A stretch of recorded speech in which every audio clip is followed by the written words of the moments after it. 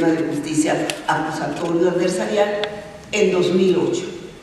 Y apenas estábamos queriendo entender el sistema y todavía con múltiples problemas. Algunos dicen que la justicia está rebasada y hay mucho desierto, ¿verdad?, en el presente. Y luego se nos viene la reforma en materia de derecho del trabajo, ¿sí? En esta otra materia que se había quedado un rezago tan fuerte que era necesario, ¿no?, en donde ya el sistema del trabajo, el sistema laboral,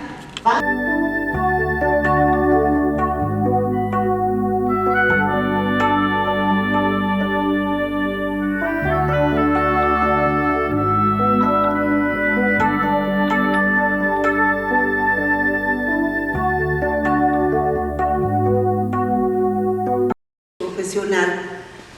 Debo decirles que es un tema que siempre ha sido mío, ¿sí? Es un tema con el que me inicié propiamente como investigadora, porque debo decirles que en mi vida académica he llevado un doble proceso formativo, el que apoyo a mis estudiantes y el mío propio, ¿sí? Me inicié solo con licenciatura como profesora universitaria.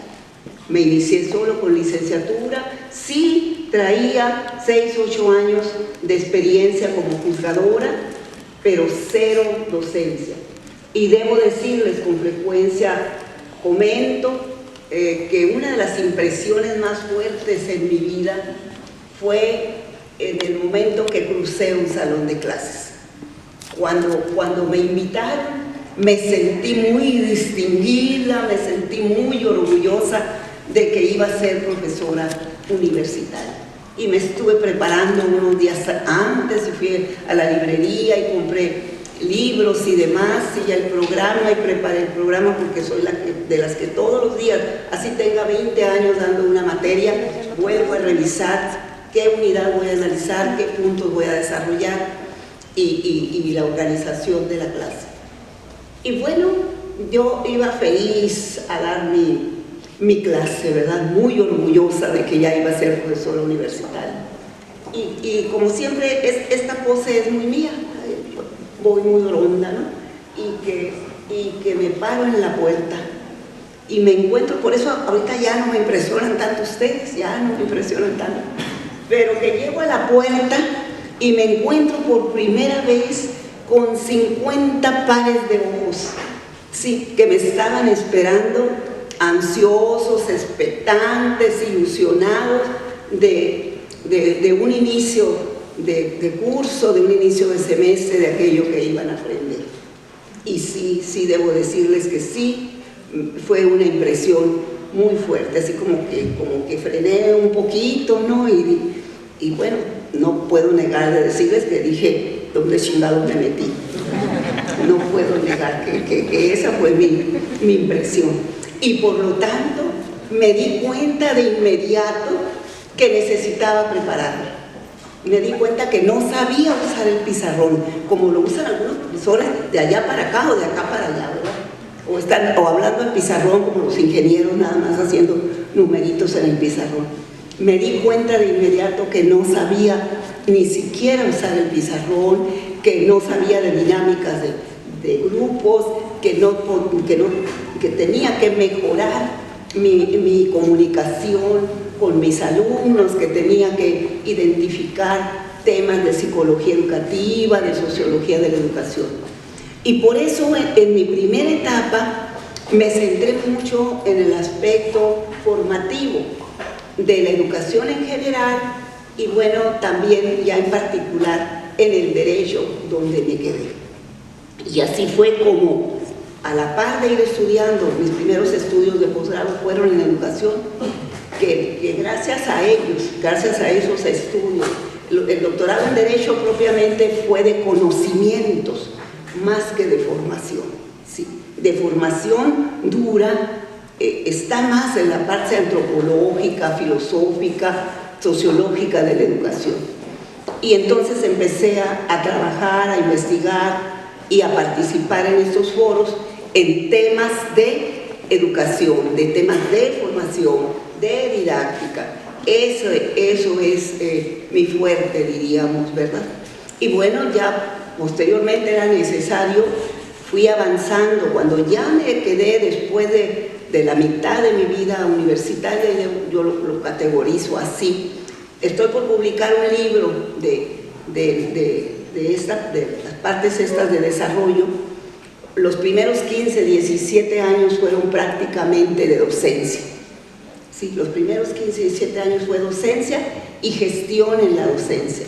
Porque la docencia en derecho, debo decirles, que es muy demandante, ¿sí?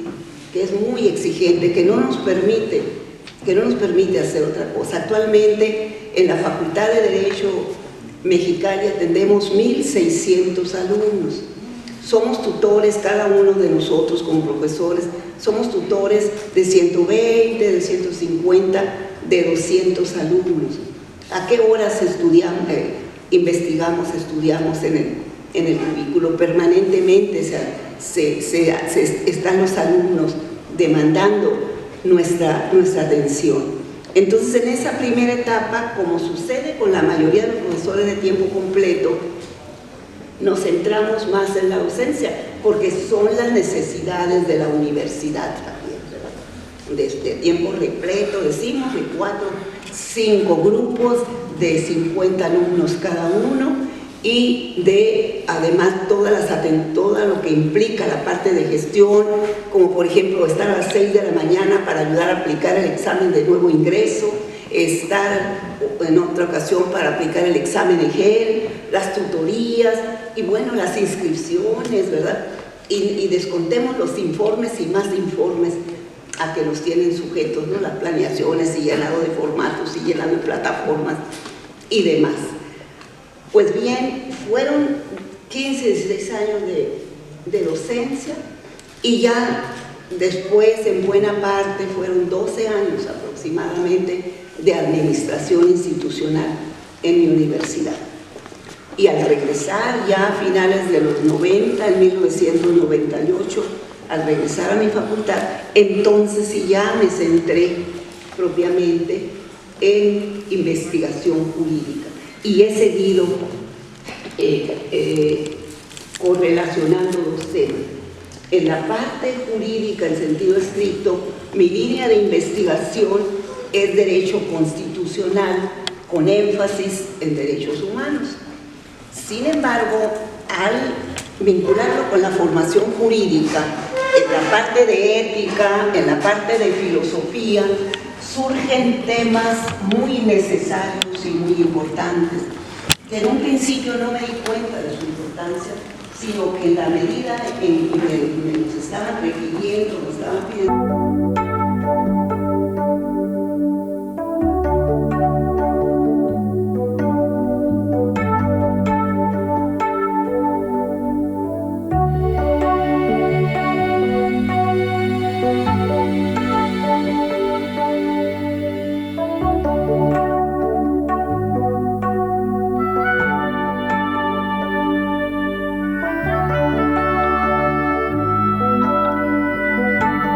Cómo debimos ser formados o debiéramos ser formados y cómo debiéramos ejercer el derecho.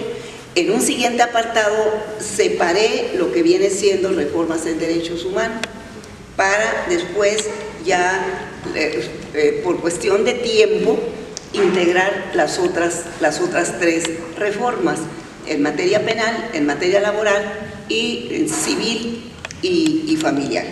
Y ahora, y luego nos regresamos en el cuarto punto, nos regresamos al primero.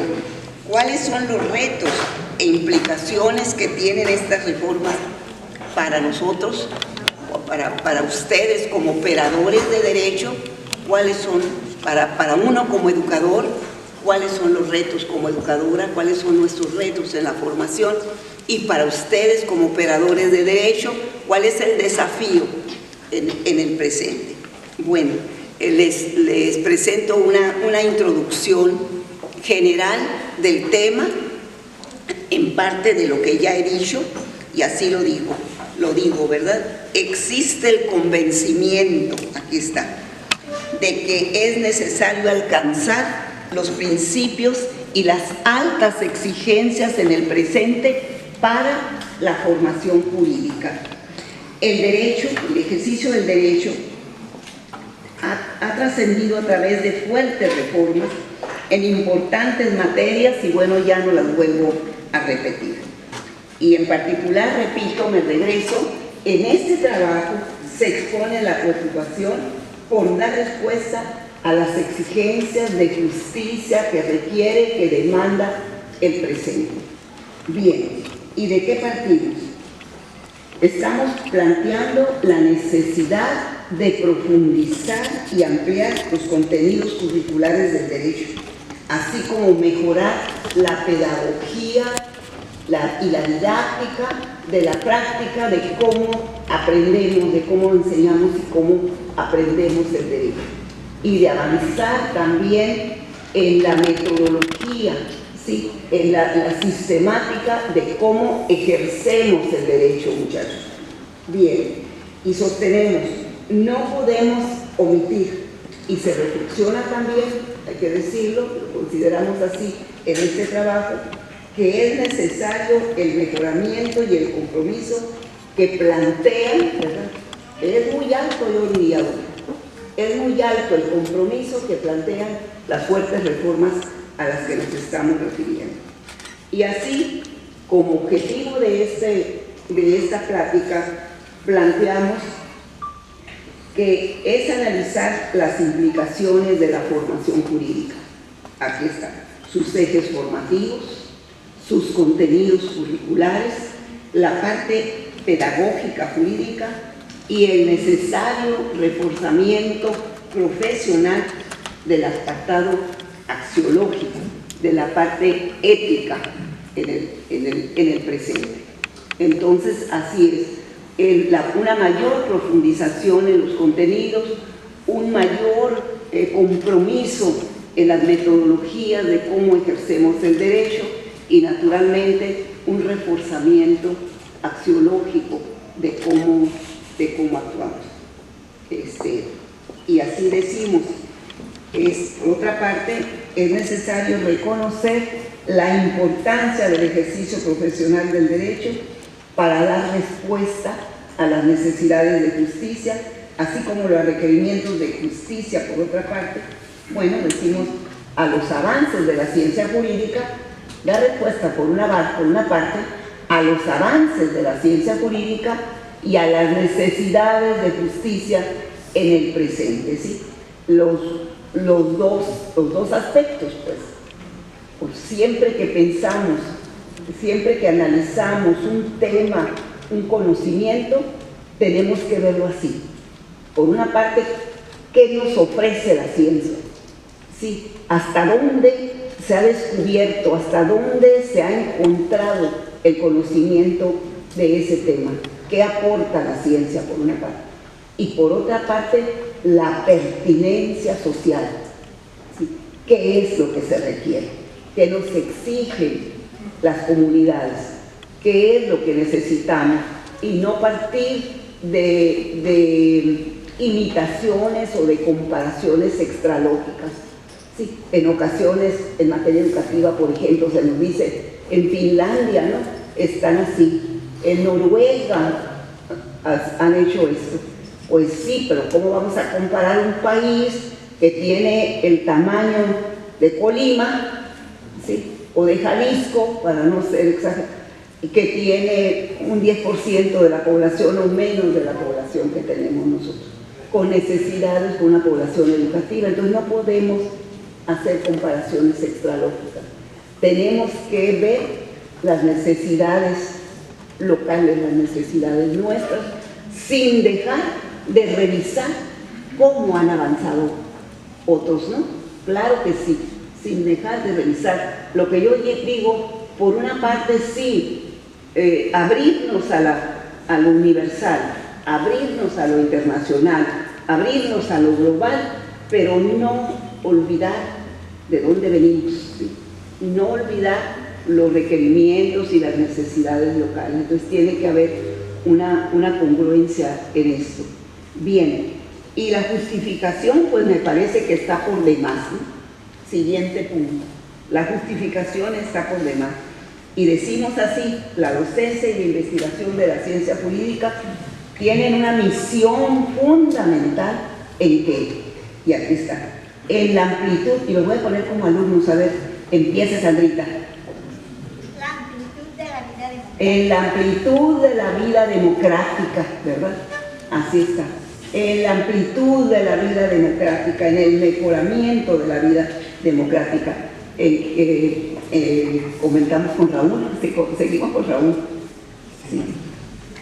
Bueno, la amplitud de la vida democrática tiene Ah, no. Ay, ¿cómo se me ocurrió preguntarle a Raúl sobre democracia? Sí, es el tema preferido.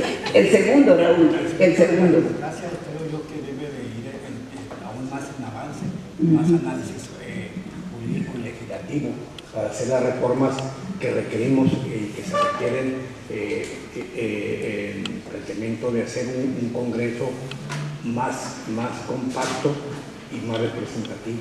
Así es, más participativo, ¿verdad? Con mayor participación, de consultas públicas, las necesidades y la opinión de la ciudadanía, ¿sí? Bien, y el segundo renglón, Raúl, usted mismo, el fortalecimiento. El fortalecimiento de la vida democrática es... No, el segundo, no supere la democracia. Lo acaban, no me acordaba que lo acaban de operar, no se preocupe. Continúe usted. El fortalecimiento. En el fortalecimiento de los valores supremos de convivencia humana, libertad, igualdad, justicia y seguridad jurídica. Aquí también tenemos una misión fundamental. El fortalecimiento, ¿verdad?, de los valores supremos. Justicia, libertad, igualdad, equidad, tolerancia, ¿no? Bien. Tercero, ¿quién quiere que Teresita? ¿Usted, Teresita? Tercero. En el servicio público, ¿verdad? En el servicio público, naturalmente. Adelante. La procuración y administración de justicia. Y pues específicamente ya vamos a decir procuración y administración de justicia. Entonces, regularmente, si se fijan, y así fue en los clásicos, me parece, y en ocasiones nos quedamos reducidos, sí, como que el abogado lo único que tiene que ver es en administración y procuración de justicia, ¿no? En procuración y administración de justicia, como que cuando nos están formando, o al menos en mi época, así era, ¿no? Pensamos que eso era nuestro campo. Sin embargo, nuestras responsabilidades van mucho allá, mucho más allá. Incluso el propio derecho se ha ampliado. Ese es otro tema, por ejemplo, la materia electoral. Cuando fui estudiante no había derecho electoral, no existía el derecho electoral. ¿Por qué? Porque las elecciones se administraban desde una Secretaría General de Gobierno y desde una Secretaría de Gobernación.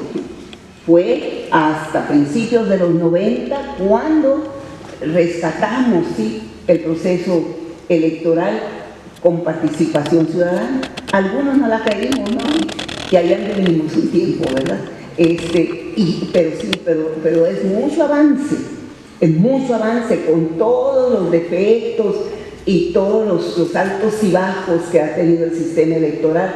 Es mucho lo que hemos logrado en estos últimos 20, 30 años, ya con la ciudadanización de la materia electoral. Bien, pues ahí tienen ustedes la justificación, y aquí tengo algunas reflexiones para ustedes en este punto. Sostenemos lo siguiente: existe el convencimiento de que para formar mejores licenciados en Derecho, abogados, juristas, no solamente debe considerarse un sistema más eficaz de transmitir el conocimiento, sino primordialmente considerar la sustancia y calidad de los conocimientos. Es muy importante, no solo, ¿verdad?, una forma de cómo transmitir conocimientos, sino la calidad de los conocimientos que transmitimos. Partimos de este principio. Luego, habrá que aclarar que estos conocimientos, que uno como educador no tiene que pensar en que vamos a transmitir esos conocimientos. ¿Sí? Ni ustedes como estudiantes tampoco en un momento dado, cuando fuimos estudiantes, pensar que el profesor nos iba a transmitir el conocimiento. No, el profesor es un facilitador del conocimiento.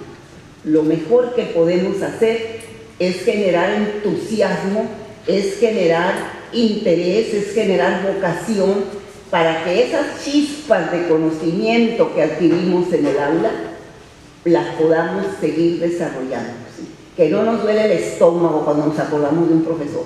¿Sí? Con frecuencia eso no sucede, ¿verdad?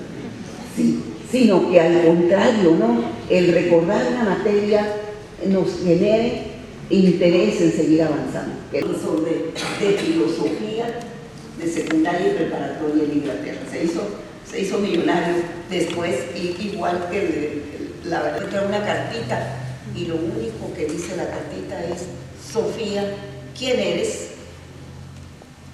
Y entonces ella pone a pensar en quién soy y va al espejo a verse quién soy. Pues soy Sofía, pues sí, pero ¿quién eres? ¿Quién? Y tal vez a todos nos sorprendería, ¿no? Tal vez muchos no nos hemos preguntado quién soy. Y les digo a mis alumnos, pues yo diría quién chingado soy.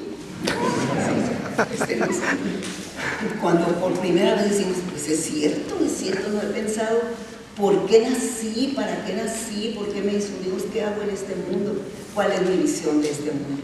Me parece que ese es el punto fundamental también, de todo ser humano en general, pero en particular de uno como profesionista, de nosotros como profesionales, porque recuerden que le debemos mucho a la sociedad, le debemos mucho. Sí, ese banco que están ocupando ahorita, esa silla que estamos ocupando ahorita cada uno de nosotros, muchos quisieran estarla ocupando. ¿Sí?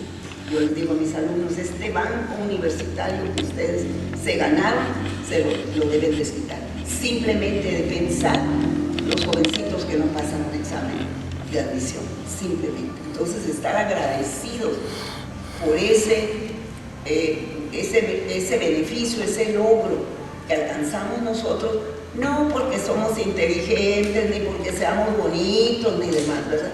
Que lo alcanzamos gracias al sacrificio, fundamentalmente de nuestros padres, ¿sí? A ese esfuerzo personal que hayamos hecho cada uno de nosotros, pero de nuestros padres, de la sociedad, del Estado en su conjunto. Nada es casual, ni nada es producto de algo individual. Todo es colectivo. Y en ese sentido es como tenemos que sentir y que ejercer la profesión con ese compromiso. Miren ustedes también, tal vez nunca se hayan preguntado qué quiere decir la palabra profesión y por qué se inventó. Y eso no lo había previsto aquí, pero me acordé. Bueno, ¿qué quiere decir profesión? Cuando se crearon las primeras universidades, ya con el carácter más estructural de la universidad que utilizó Cristo en la última cena, ¿sí? A sus discípulos, ustedes van a profesar la religión cristiana. Entonces, esa carga emocional, ¿sí? Esa responsabilidad nos la dieron a los profesionistas. Así quisieron hacerlo los primeros formadores, los primeros educadores de universidades, para decirnos, ¿verdad? Indicarnos el peso, la responsabilidad que es tener una carrera profesional, de llegar a este último nivel de estudios.